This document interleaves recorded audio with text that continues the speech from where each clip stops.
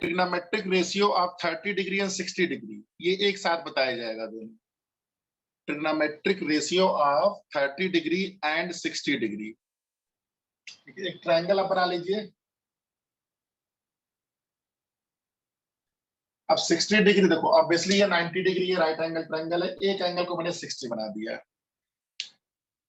ठीक है, अब यहाँ पे एक छोटा सा कंस्ट्रक्शन होता है। क्या कंस्ट्रक्शन होता है? देखो ये 30 डिग्री है आपका, तो यहां से 30 डिग्री आप मेजर करके एक लाइन खींचिए। ये कंस्ट्रक्शन हो रहा है, ठीक है। कंस्ट्रक्शन क्या किया गया कि एक 30 डिग्री पे एक लाइन खींचा गया, दिख रहा है कि नहीं? 30 डिग्री पे एक लाइन खींचा गया, जो इसको एक्सटेंड जब किया गया बीडी को, इसको सी पे कट करना है। ये 60 हो गया, ये क्यूमुलेटिवली ये कितना एंगल हो गया? This angle is 60 now. तो सर इक्विलेटरल ट्रायंगल हो गया सर। तो ए भी आपका 60 हो जाएगा। Yes sir. ठीक है, ए भी आपका 60 हो जाएगा। अब इक्विलेटरल की वी नो प्रॉपर्टी, क्या प्रॉपर्टी होती है कि all sides are equal. Equilateral triangle यही होता है। तो अगर इस साइड्स को मैं के बोल देता हूँ, अब इस साइड्स को के बोल देता हूँ, ये भी पूरा के हो जाएगा। और नाइन्थ के कॉन्सेप्ट से we can easily prove that कि ये दोनों ट्रायंगल आपस में क्या हो रहे हैं? कॉन्ग्रुएंट हो रहे हैं। कॉन्ग्रुएंट। तो अगर कॉन्ग्रुएंट होते हैं तो कॉन्ग्रुएंट की property by CPCT we can say BD is equal to DC. It means your BD कितना हो जाएगा? बीडी आपका इस के का हाफ हो जाएगा, के बाय 2।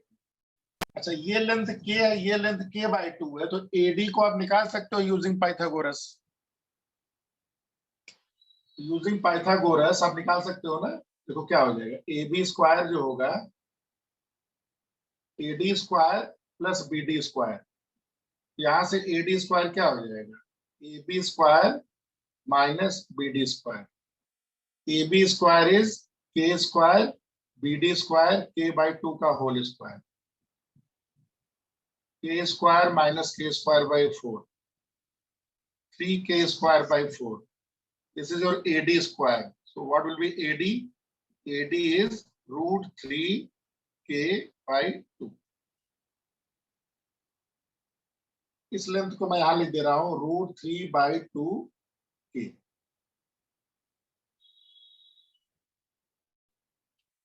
तो geometrically basically we calculated what will be the length of sides of triangle ABD। ठीक है, अब इसको हम लोग इस कॉन्सेप्ट के से जो हमने ये साइड्स के निकाले हैं, अब इस साइड्स के हेल्प से हम लोग सारे रेशियो निकाल सकते हैं। तो चलो सबसे पहले 60 डिग्री का निकालते हैं। Let's talk about with respect to 60 degree. 60 degree की बात हो रही है, तो 60 डिग्री के लिए आपका बेस क्या हो जाएगा? Your base is BD, base is your BD and that is your k by 2. Perpendicular is your AD root 3 by 2k and hypotenuse AB that is k। ठीक है, सबसे पहले sin 60 डिग्री कैलकुलेट करिए। sin 60 degree जो आ जाएगा उसको हम लोग रेसिप्रोकेट कर देंगे तो cosec मिल जाएगा। किसी को दिक्कत हो रही है तो बताइएगा साइन में। Similarly calculate cos 60 degree. Once you get the value of cos 60 degree, simply reciprocate that thing sec 60 degree।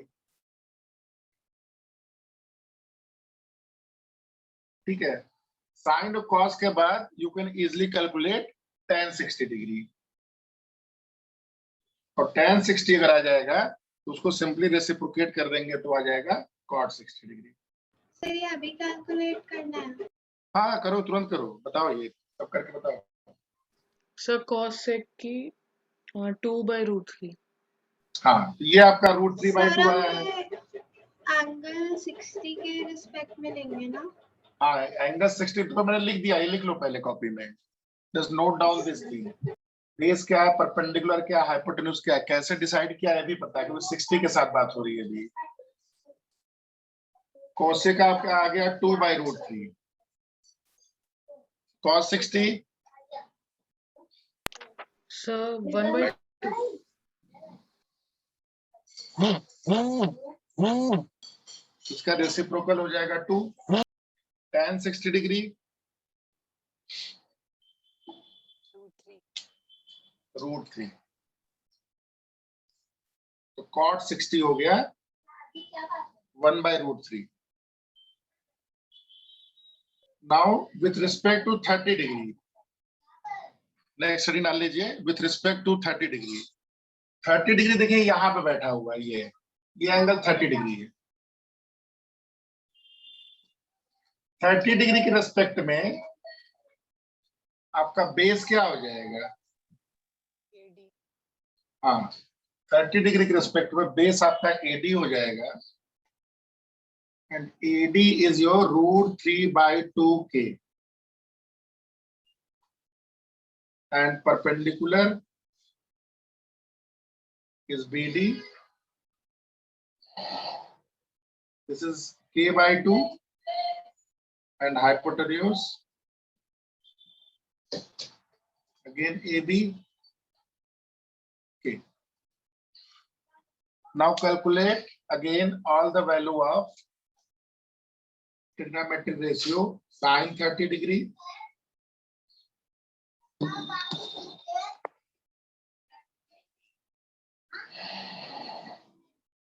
cos 30 degree,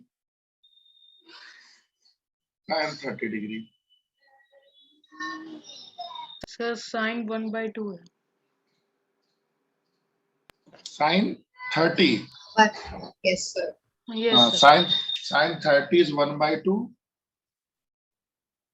Cosec 2 हो जाएगा। Cosec 32. हाँ, तो cosec 30 में बाद में लिखता हूँ, tan के बाद cot होता है, cot के बाद sec होता है, sec के बाद cosec। Cosec 30 is sin का reciprocal cosec, that is 2.